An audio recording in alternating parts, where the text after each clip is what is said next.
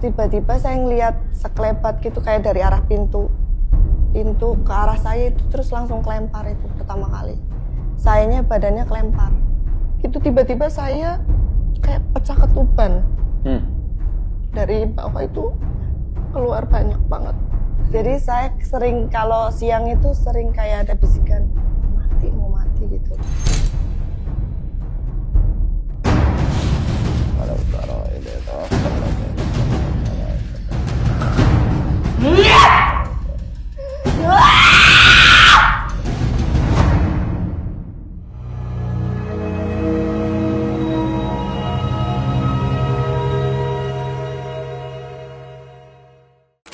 Bismillahirrahmanirrahim. Assalamualaikum warahmatullahi wabarakatuh.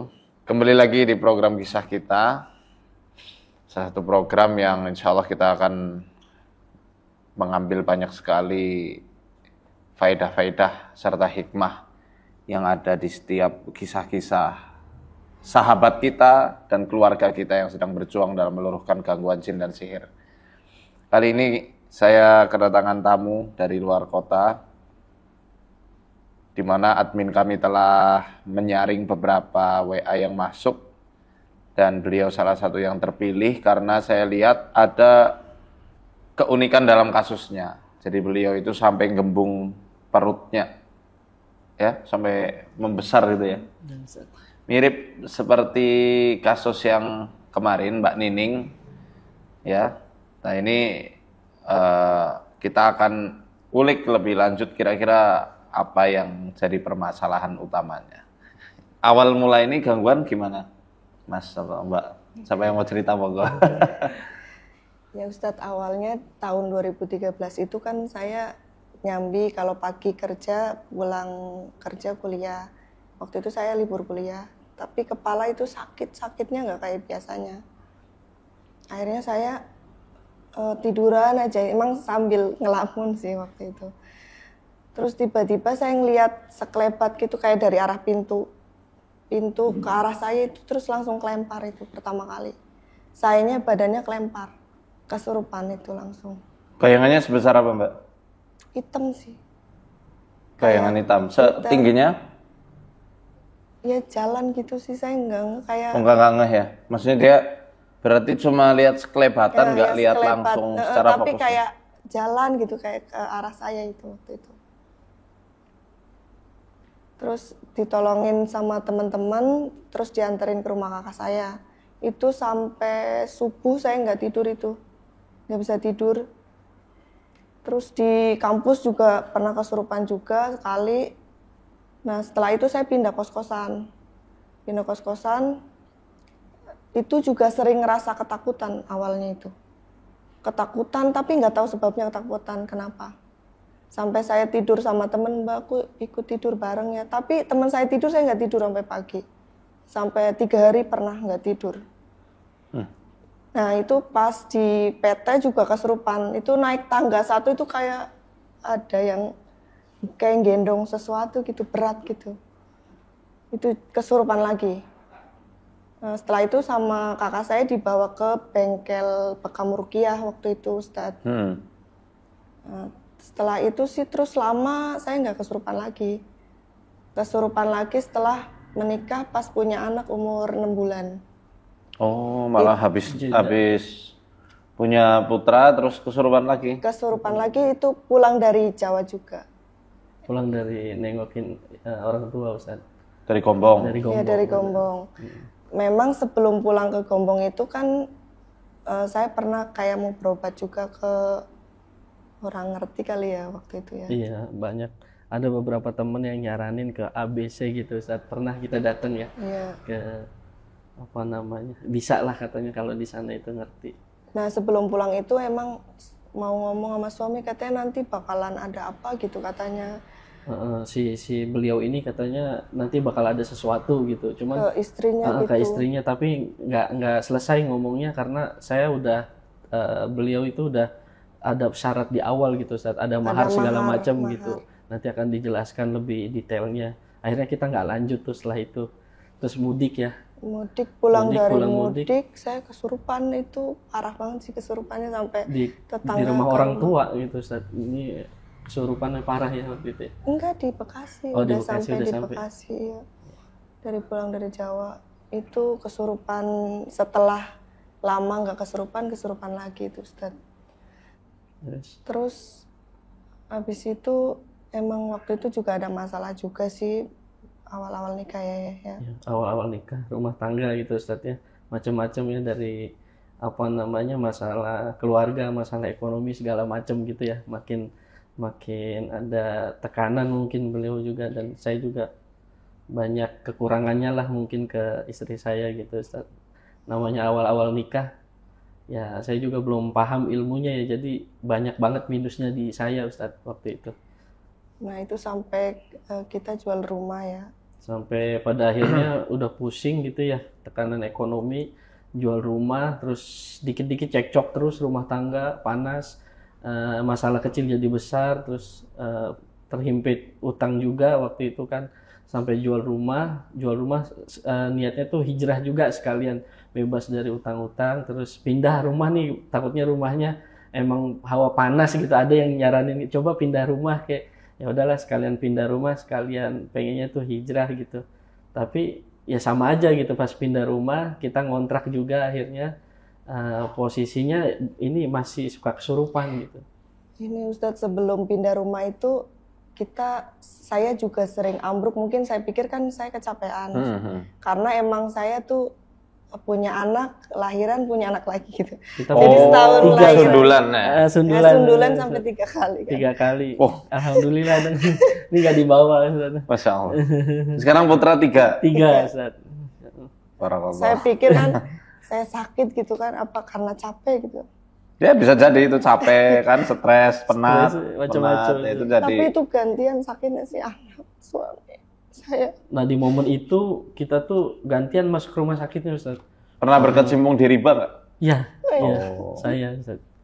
Saya. Tapi sudah ditinggalkan ya? Insya Allah sudah ditinggalkan. Setelah meninggalkan dunia riba itu ada perubahan nggak? Nah, lebih dahsyat lagi Ustaz. Lebih luar biasa lagi. Apanya? Nah itu kan terus sebulan pindah rumah, saya kesurupan lagi. Oh, berarti gangguannya tambah dahsyat lagi setelah lagi. Oh itu pengurasan Insya Allah. Insya Allah. Lagi dikuras dulu. Tinggal nanti masa bahagia itu pasti datang. Amin Allah. Yang penting sekarang tobat dan sadari bahwa itu keliru. Ya mohon ampun ya Allah, dulu aku nantang perang engkau. Karena orang yang berkecimpung di dunia riba pasti kan ya otomatis dia nantang Tuhan semesta alam. Siapa yang bisa menang kalau Allah sudah mengumumkan perang ke orang gitu kan? Gak ada yang bisa. Dia yang menciptakan kita, dia yang memberikan rezeki kita. Jadi ketika itu sudah ditobati betul, tinggal berserah, ya Allah aku salah, aku mohon ampun dengan sebenar-benarnya. Moga-moga setelah itu nanti akan sedikit demi sedikit, bahkan mungkin seabrek-abrek ya langsung Allah berikan keberkahan yang berlipat ganda. Amin. Itu pasti kok, kalau kita ninggalkan sesuatu karena Allah kan pasti akan Allah ganti dengan sesuatu yang lebih baik. Nah, terus gimana setelah itu? Ya kesurupan lagi itu ditolongin tetangga pertama itu. Terus pas tetangga pulang, emang asar itu waktu pas saya berasa itu Ustadz, saya doa itu. Terus saya cerita unek-unek saya sama suami. Gitu tiba-tiba saya kayak pecah ketuban. Dari bawah itu keluar banyak banget cairan gitu. Seperti orang pecah ketuban gitu Ustaz. Sama buang air itu nggak berhenti-berhenti. Air besar? Iya, buang air besar. Terus diare enggak? Enggak sih, enggak diare. Itu setelah kita masing-masing curhat gitu ya, kamu ada ganjalan nggak ke saya pun demikian gitu. Setelah itu ya langsung kayak pecah ketuban gitu ya. Masya Allah, luar biasa. Gitu. Tapi saling memaafkan habis itu ya? Habis itu insya Allah saling memaafkan. The power of, apa namanya, memaafkan. Dahsyat memang. Terus gimana sekarang setelah pecah ketuban? Oh berarti, maaf, perut besar itu juga sudah sejak 11 tahun yang lalu ya? Iya. Semenjak bayangan muncul, iya. Terus perut membesar? Sering membesar, jadi kalau lagi berasa perut kayak kenceng besar, terus kayak jalan tuh kayak kaku. ini apa dada kayak ditekan-tekan ya, kayak berasa ditekan, makanya Jadi, waktu itu gini ya. ya, ya. Waktu itu saya pernah pingsan berapa kali kan. Ke rumah sakit. Akhirnya dibawa ke UGD tapi udah cek jantung itu ada Cek EKG, Anda bawa historinya Ustadz ke dokter spesialis penyakit dalam. Dari penyakit dalam dicek, dirujuk lagi ke penyakit jantung Ustadz. USG jantung, EKG, macam-macam lah kita ikutin prosedurnya. Memang ada sedikit apa namanya ya kalau segi medis, tapi itu kecil banget gitu Ustaz. Selebihnya normal. Seharusnya nggak sampai seperti ini ya. Seperti itu gitu. Subhanallah. Jadi saya sering kalau siang itu sering kayak ada bisikan mau mati gitu. Sama jantung itu kayak detaknya cepet, kayak baru merem itu kaget ketakutan gitu Ustaz. Boleh saya lihat tangannya Mbak? Gini Mbak. Wah, oke. Sorry. Dilebarkan. Oke. Tangan kanan sering sakit tak? Iya, sampai ke sini. Kanan tok apa kiri? Kanan. Oke. Sering Ini sudah ketahuan akarnya. Alhamdulillah. Masya Allah. Jadi faktor utamanya, tapi ini untuk evaluasi saja ya.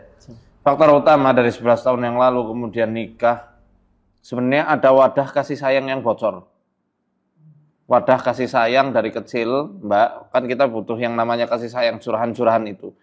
Nah, dilalah ini bocor, embernya, wadahnya. Sehingga kasih sayang yang seharusnya penuh ini tumpah sedikit demi sedikit, gak terpenuhi. Jadi sebenarnya ini setan dia masuk untuk membuat ricuh dan menuntut perhatian lebih khususnya dari suami. Ya, untuk difahami, untuk diayomi, untuk jadi tempat sandaran, baik sandaran secara fisik maupun sandaran batin. Mbak butuh tempat untuk pulang. Bukan hanya sekedar rumah, tapi tempat untuk pulang. Nah, itu yang mohon maaf dari semenjak mungkin remaja ya, atau mungkin bahkan dari kecil nggak mendapati itu di rumah beliau dulu seperti itu. Entah karena faktor apa, saya nggak perlu tahu tentang hal itu. Tapi yang jelas pintu masuk mereka itu ke arah sini. Saya tadi mendapati beberapa clue dari cerita Mbak. Wah, ini mah arahnya pasti ke arah situ, ke arah kasih sayang itu. Karena dengan saling curhat kemudian pecah ketuban itu, masya Allah. Ini biasanya setan-setan yang masuk kan wujudnya kayak bocil, kayak anak-anak kecil. Ya mewujudkan dirinya, entah itu di mimpi, sering mimpi gendong bayi, sering mimpi air ya. Ular, tapi sering mimpi di air tuh kayak gendong bayi. Airnya air apa, menggenang apa air mengalir? Air menggenang ya, itu berarti betul.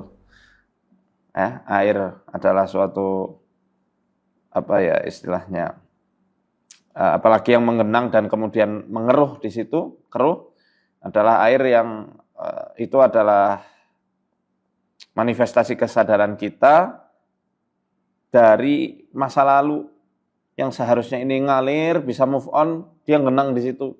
Karena mungkin ada sakit hati, ya, ada kekecewaan, kesedihan, penyesalan, ini genang jadi satu di situ. Nah, apalagi tadi ditambah dengan bayi, itu sudah melengkapi diagnosa kita bahwa kaitannya erat dengan inner child. Ya, dan setan masuk melalui situ, hipokampus kayaknya itu. Karena kan di situ yang nyimpen memori kita. Dia mengacaukan hormon juga, dia juga ngacaukan jalan pikiran kita, kemudian reaktif sekali. Nah, besar arahnya itu ke situ gangguan dia. Nggak ke yang lain-lain, nggak kemana-mana. Tapi Ustaz, saya pernah ya, udah berapa tahun ya, yang bakar lukisan. Baru tahu. Lukisan apa itu? Lukisan beliau Ustaz. Dilukis pakai tangan sama pelukis. Tapi waktu belum kenal saya, jadi waktu itu pernah mau nikah tapi gagal. Akhirnya lukisan ini istri saya dipulangin udah lama banget tuh ya. Terus kita beres-beres rumah gitu Ustaz. Saya lihat lukisan itu lagi. Sebentar, mantannya pelukis? Enggak Ustaz. Tapi kok yang lukis orang? Orang lain. Orang lain, tapi informasi dari istri saya, tuh lukisan ditaruh di rumah ibunya. dipajang gitu Ustaz. Ibu Ibu dulu yang nggak jadi calon. Oh, calon. Calon, Ibunya calon dia. Ibunya calonnya. Oh iya. Dia punya teman dekat gitu saat mau nikah tapi nggak jadi istri saya. Terus? Nah, saya bakar lukisan itu. Padahal itu posisi kita lagi nggak ada masalah, nggak ada gimana-gimana, cuma beres-beres rumah. Terus ini nyuruh udah bakar tuh. Saya ngelihatnya juga serem gitu. Padahal pakai jilbab gitu, lukisannya rapih lah, mirip istri saya. Tiba-tiba saya bakar, ini kesurupan. Gitu. Muntah-muntah. Langsung muntah-muntah hitam gitu ya, terus langsung nggak sadar gitu ya. Udah saya ngaji sebisanya aja gitu Ustaz.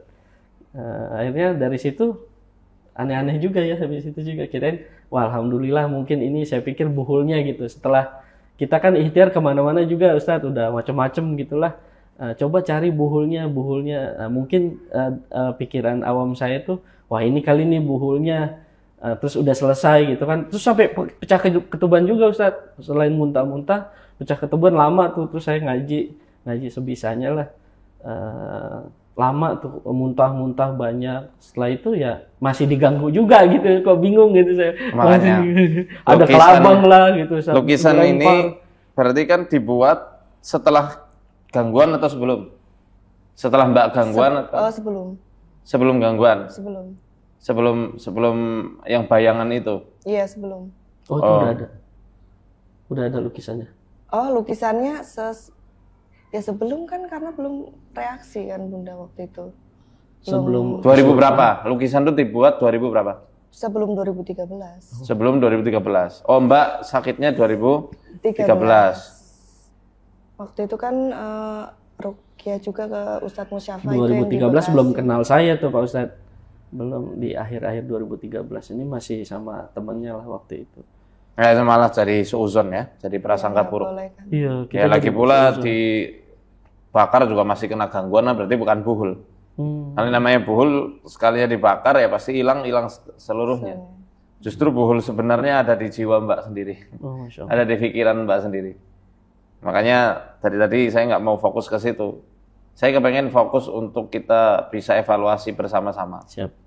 Ya, jadi apa yang menjadi ganjalan itu yang harus dinetralkan. Dan masya Allah kan dengan memaafkan, ya kan, mencurahkan apa yang jadi unek-unek selama ini itu hilang kan, langsung pecah ketuban. Ini berarti memang utamanya sebenarnya adalah faktor internal diri sendiri yang bisa membikin pusaran sehingga setan itu mendekat masuk. Ya, boleh saya lihat lidahnya? Ya oke.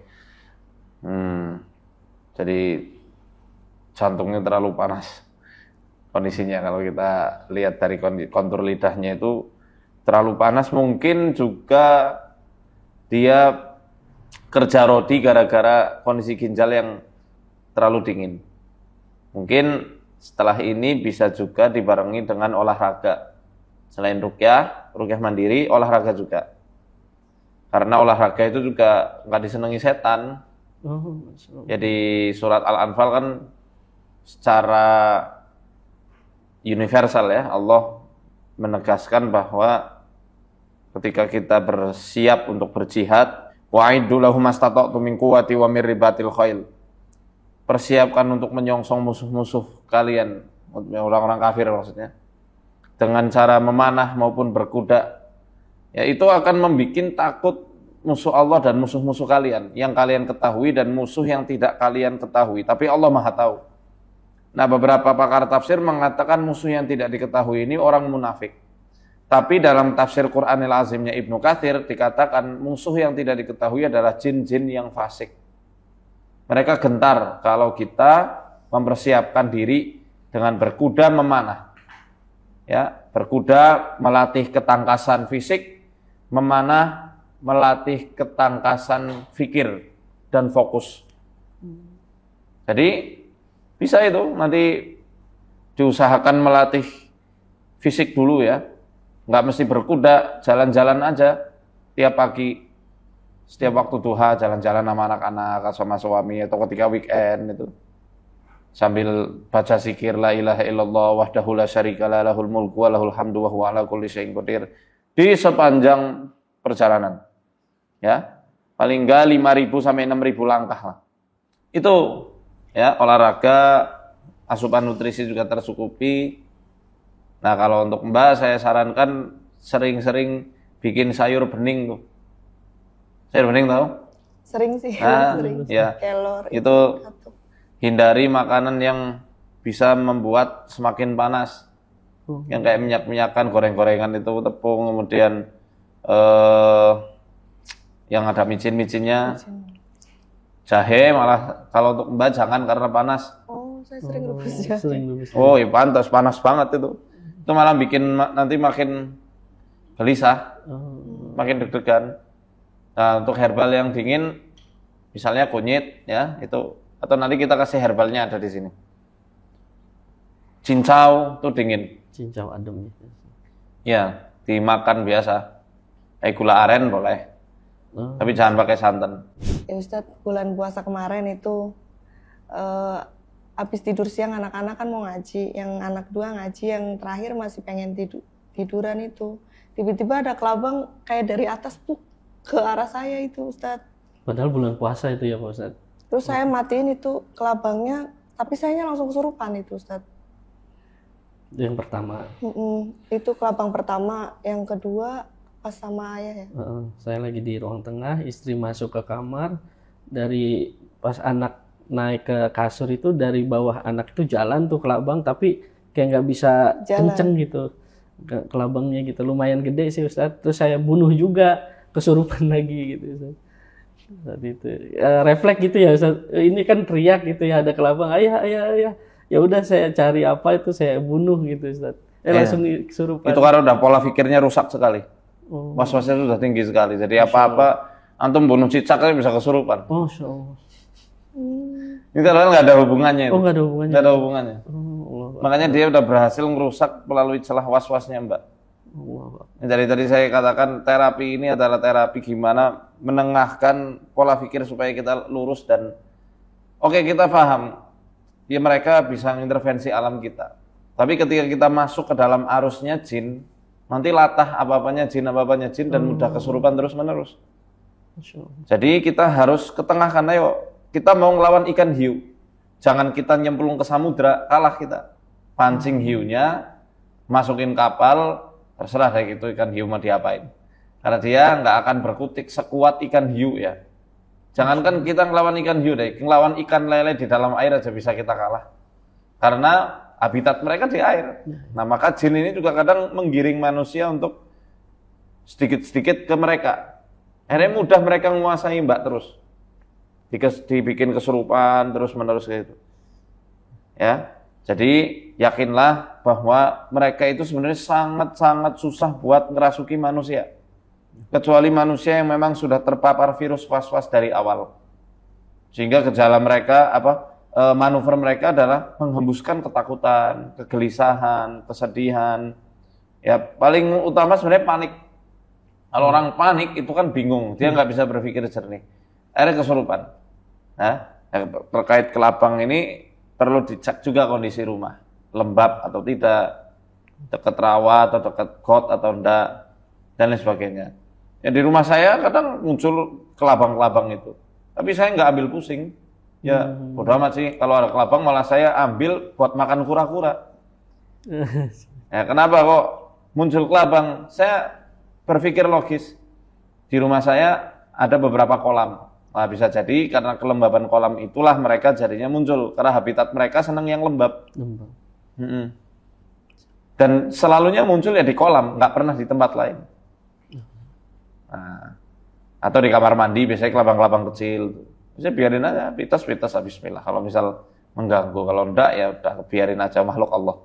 Asal nggak merugikan. Nah, yang saya pitas biasanya yang gede itu saya ambil buat makan kura-kura, dimakan malah kura-kura saya kenyang. Jadi saya nggak pernah mikir, oh ini serangan balik dari sihir. Kalau gitu saya stres. Kita bisa stres. Dikit-dikit apa nanti menghubungkannya ke arana setan. Ini yang menyebabkan akhirnya kesurupannya berkepanjangan ya. Nah, nanti sesuai saran saya, Mbak butuh makanan, minuman yang nanti mendinginkan. Kalau saya saranin Cau itu minum cincau. Insya Allah sangat bagus sekali. Sama herbal lambung mas ada disediakan untuk diminum sekarang aja. Minum ini dulu. Nanti baru cerita lagi. Siap. 5.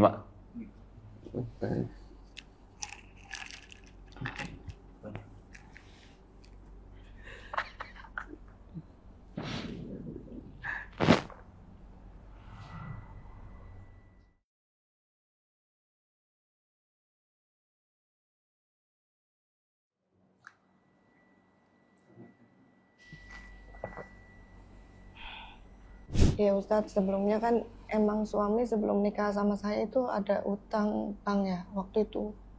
Tapi saya nggak tahu besarnya gitu. Nah setelah lahiran anak kedua itu, saya dapat telepon panggilan dari penaki gitulah Ustadz. Ya dari situ hati saya itu lahiran dengar kabar seperti itu tuh. Saya sedih itu Ustaz.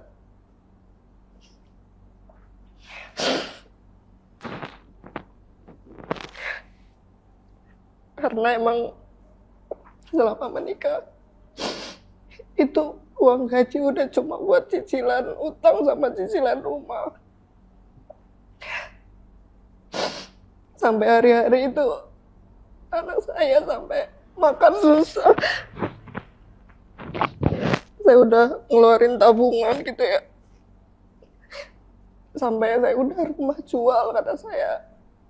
Akhirnya rumah dijual itu kan. Baru itu saya rada bernafas lega itu Ustaz. Tapi setelah itu kayaknya suami usaha juga diiniin orang gitu. Kayak sekarang bisnisnya diambil juga gitu kayaknya. Ditipu. Bisnisnya. Lebih sih dikuasain sih, ditipu sih enggak Ustaz.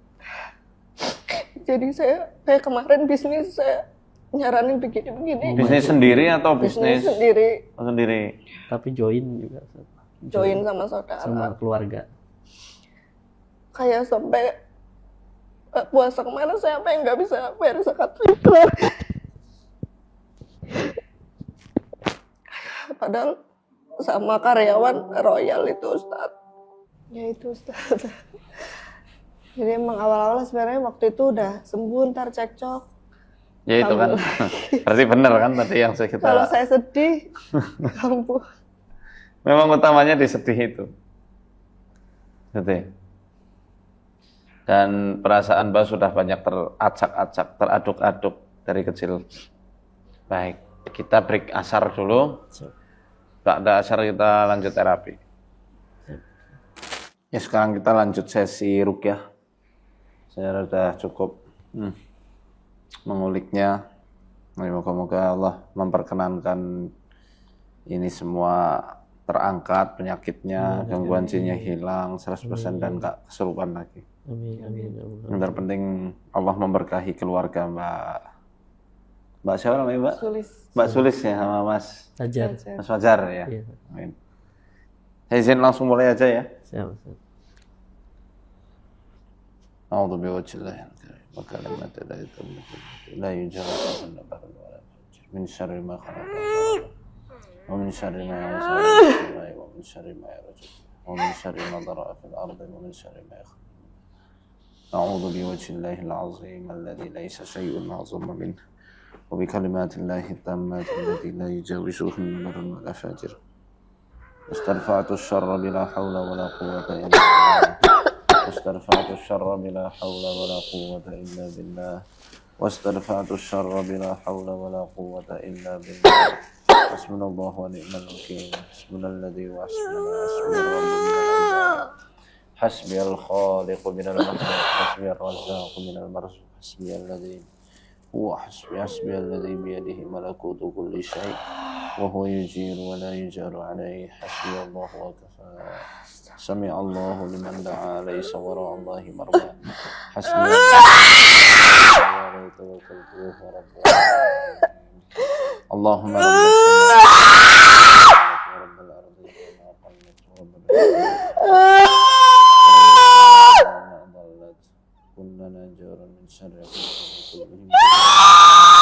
يفرط علينا أحد منهم أو يبغي علينا وجل ثناؤك ولا إله غيرك ولا إله إلا أنت ربنا الله الذي في السماء والأرض ما رحمتك في السماء فاجعل رحمتك في الأرض اغفر لنا ذنوبنا وخطايانا أنت رب الطيبين أنزل رحمة من رحمتك وشفاء من شفائك على هذا الوجه فيبرأ قل أعوذ برب الناس قل أعوذ برب الناس ملك الناس الذي يوسوس في صدور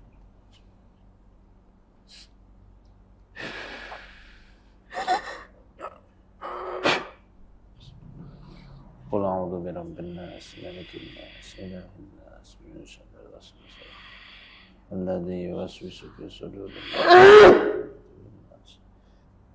يعلم ما بين أيديهم ولا يحيطون به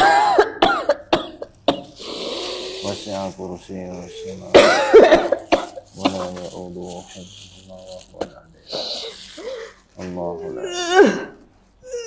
أعوذ بالله من الشيطان الرجيم إلا تنصروه فقد نصره الله إذ أخرجه الذين ثاني اثنين إذ هما في الغار إذ يقول لصاحبه لا تحزن إن الله معنا لا تحزن إن الله لا تحزن إن الله معنا لا تحزن إن الله معنا فأنزل الله سكينته عليه وأيده بجنود لم تروها وجعل كلمة الذين كفروا السفلى وكلمة الله هي العليا والله عزيز حكيم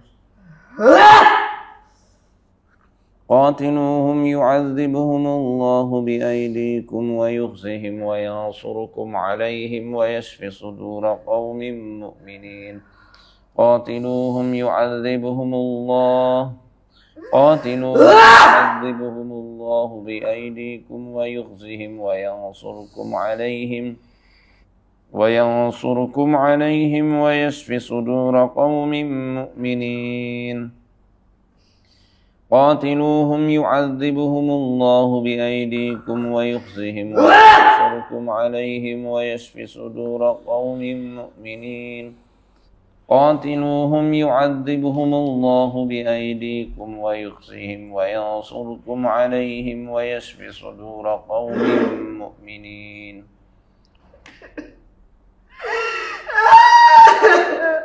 Tumbahkan apa Pak? Tumbahkan aja.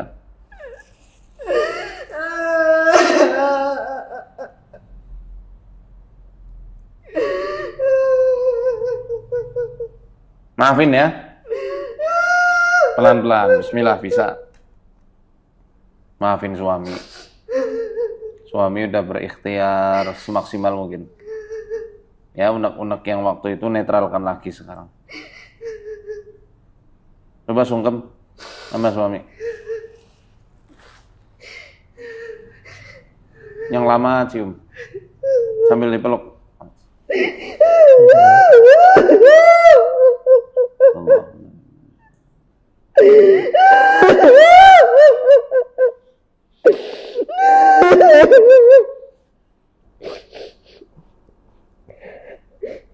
Diusap. Sambil diusap punggungnya, sambil bilang saya sudah rito, sudah maafkan, sudah ikhlas. Saya udah rindu, ikhlas ya. Bunda maafin saya juga. Saya udah ikhlas nih. Bunda ikhlas juga ya. Terus juga minta maaf juga. Saya minta maaf ya.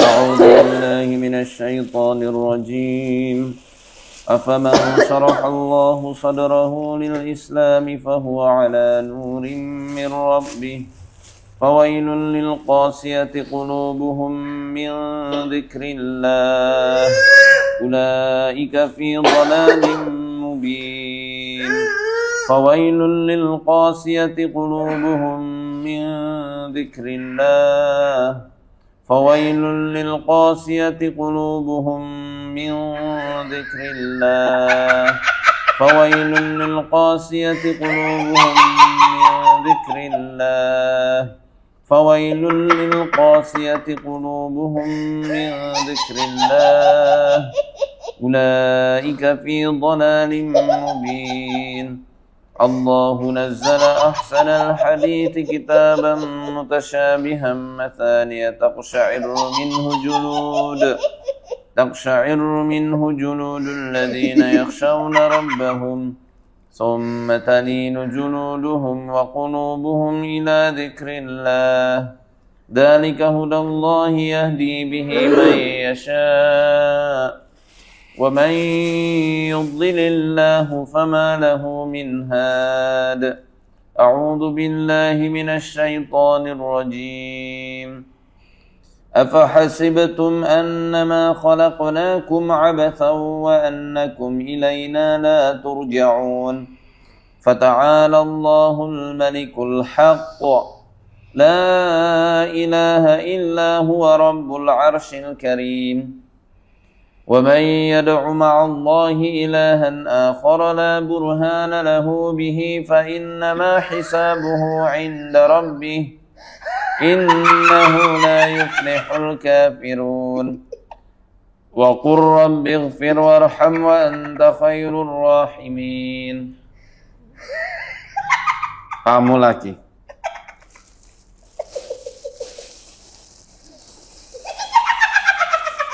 Beberapa muslimah diganggu. Keluar? Oke.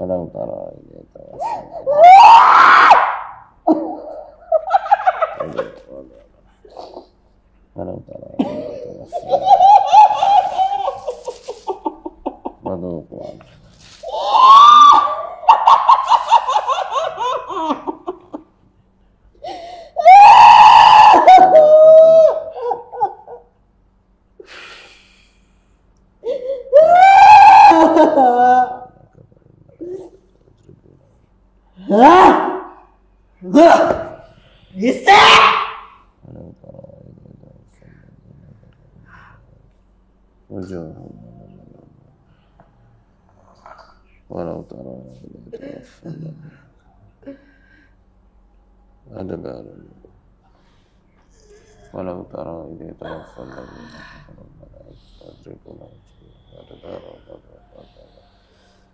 walau tara ini tawaffal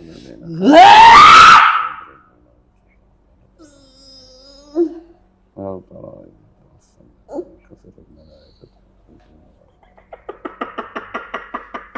walau tara ini tawaffal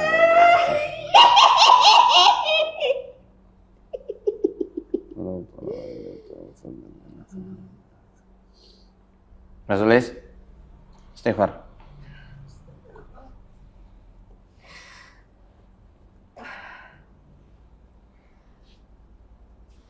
Keluar nggak? Neken-neken gitu masih. Nggak, maksudnya keluar lewat bawah nggak tadi? Belum. Janganlah. Repot kalau keluar. Iya, nggak usah. Saya nanya tadi nggak keluar berarti? Nggak ada yang keluar. Iya, alhamdulillah.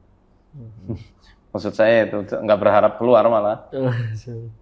Ketubannya repot kan. Iya. Nah, itu tipu daya setan. Masa ya ketuban. Oh iya, maaf Ustaz. Masih neken di bulu hati? Di kepala sama sini. Ya, Sampai telinga. pembahasannya masih sama. Kalau Mbak nggak netralkan amarah Mbak sendiri, siapapun nggak bakal bisa ruqyah. Karena kuncinya ada di diri sendiri. Ya, antum harus berjuang, suaminya. Masya Allah. Untuk bisa menambal itu tadi, wadah kasih sayang yang bocor itu. Kembali ke pembahasan awal tadi, ketika ada sesi diagnosa. Kuncinya itu. Bukan soal setannya kuat, enggak kuat. Setan lemah. Pasti lemahnya. Ketika mereka mengintervensi begitu kuatnya, ya laki-laki karena memang benar manusia yang ada penyesalan itu tadi. Ada hal-hal yang sifatnya khawatir, ada menyalahkan takdir, ya kan? Kesedihan yang berlarut, marah yang berlarut, ngajok itu marah, nyesel, ya, dan lain-lainnya lah. Sudah kita ketahui semuanya tadi. Jadi sementara ikhtiar kita cuma bisa sampai sini.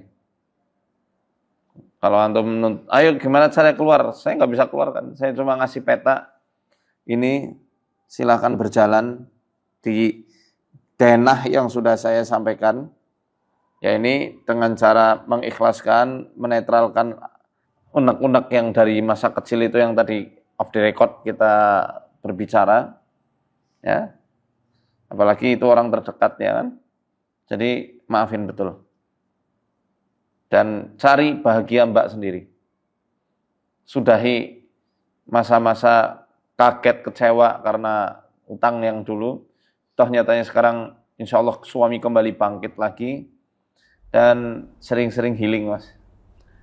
Jalan-jalan. Sebenarnya Mbak ini penatnya luar biasa. Wajar. Anak sekarang usia kisaran berapa tahun? 6,5, 3 Wonder Woman. single factor. Masya Allah. Berarti waktu kecil itu maaf, satu netek, berarti dua netek gitu? Itu ya sampai nyusuin 2. Nyusuin 2 bayi ya? Iya. Ya karena masih batita semua kan? Iya. Waktu itu kan berjaraknya cuma setahun ya? Allahu Akbar. Itu sendiri-sendiri Ustaz. Dahsyat betul. Ada yang bantuin. Wis sabar. Mbak ibu yang mulia, yang luar biasa. Insya Allah putra putrinya akan jadi generasi Quran. Akan Allah angkat derajatnya. Amin. Yang penting ikhlas itu tadi ya. Toh masa itu kan sudah berlalu. Suami bekerja juga demi membahagiakan Mbak. Jadi jangan ada persepsi yang macam-macam lagi. Karena obat dari ini semuanya supaya celah setan ini nutup adalah di diri Mbak sendiri. Perlu latihan. Sekarang masih belum bisa, masih tertatih-tatih, manusiawi. Sangat manusiawi. Mungkin saya kalau jadi Mbak juga mungkin gak kuat. Itu berarti Allah percaya Mbak Sulis memang wanita yang kuat. Ya. Jadi saya cuma nasihati sekarang, nanti bisa sambil direnungi dan dipikir sambil jalan.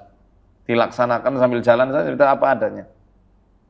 Karena tadi reaksinya kan teriak, ketawa, ngamuk. Teriak, ketawa, ngamuk. Mirip gejala orang-orang depresi. Tapi memang itu setan yang ganggu. Memang itu setan.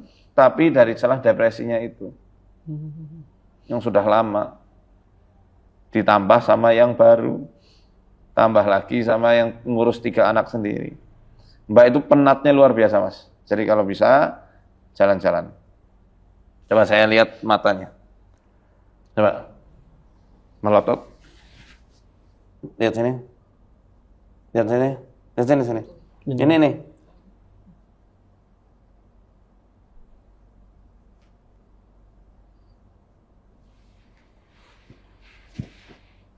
Mbak ini tipe ambivert, tapi lebih cenderung ke ekstrovertnya.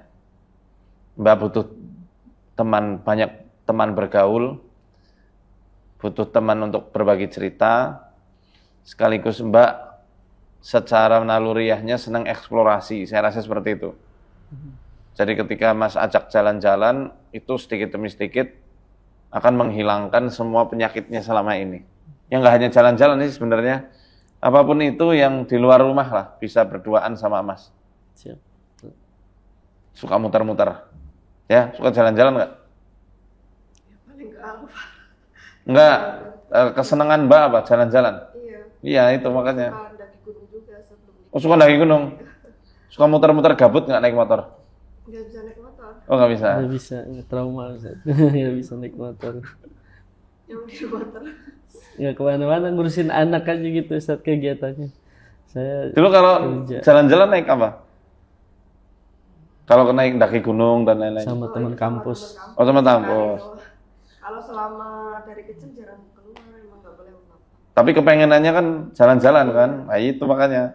Barangkali di waktu kecil sudah terkekang, maksudnya ada peraturan dari Bapak, ayo ketika nikah, ajak explore bareng kemana. Penting jangan ke tempat angker aja. Gunung, ke pantai gitu ya. Biar nanti ini hilang semua. Hakul yakin, pasti hilangnya.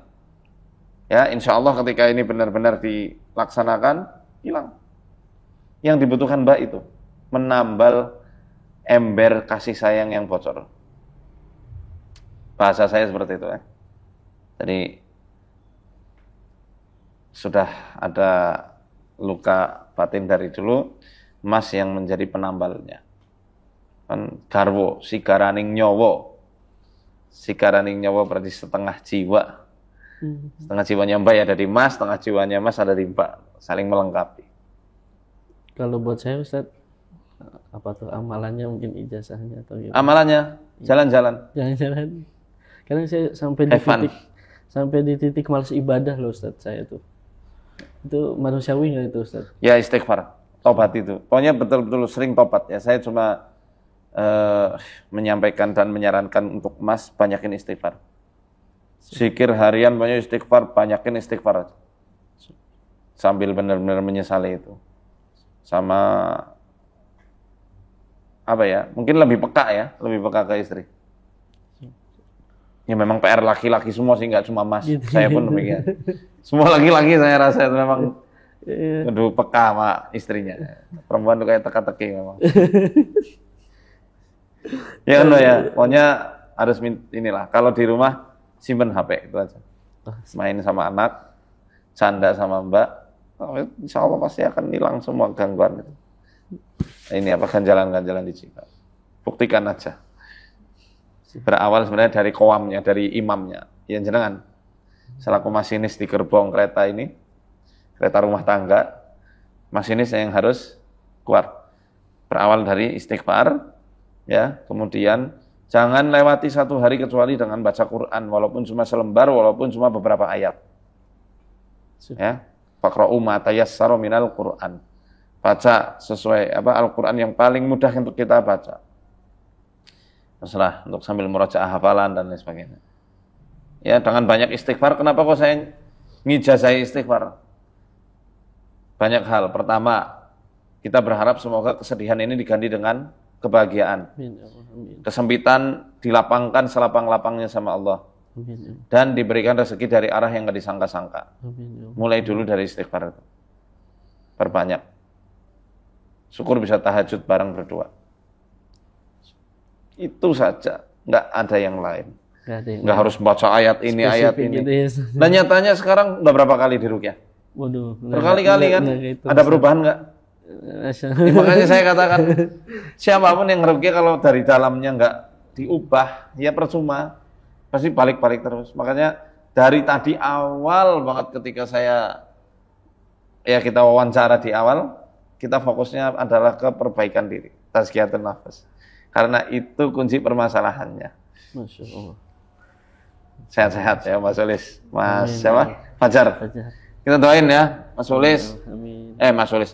Mbak Sulis, Mas Fajar, semuanya diberikan kebahagiaan, kemuliaan dunia akhirat, putra-putri. Putra atau putri? Putra-putri ya. Dijadikan ahlul Quran, ulama yang fakih terhadap agama ini, bisa menjadi pemimpin orang-orang yang bertakwa. Ya. Amin. Semuanya diberikan istiqomah, kesabaran, keikhlasan, Amin. kesedihan-kesedihannya diganti dengan kebahagiaan berlipat-lipat. Dan setannya dijauhkan sejauh-jauhnya. Amin Allahumma amin. Semoga yang mengaminkan juga didoakan oleh malaikat karena dengan ikhlas mendoakan saudara kita yang dalam kondisi masih berjuang. Bukan kesusahan, tapi berjuang. Inilah jihad, inilah kehidupan. Dan ini adalah tanda bahwa Mbak Sulis, Mas Fajar adalah orang-orang kuat yang Allah pilih untuk mengemban amanah yang lumayan menantang ini. Ya. Untuk teman-teman yang mau daftar kisah kita bisa hubungi nomor di bawah ini. Tidak dipungut biaya sepeser pun. Hati-hati penipuan atas nama saya, atas nama MFO. Ya. Terima kasih juga Mas Fajar, Mas Sulis. Sehat-sehat. Amin. Saya doakan terus lah.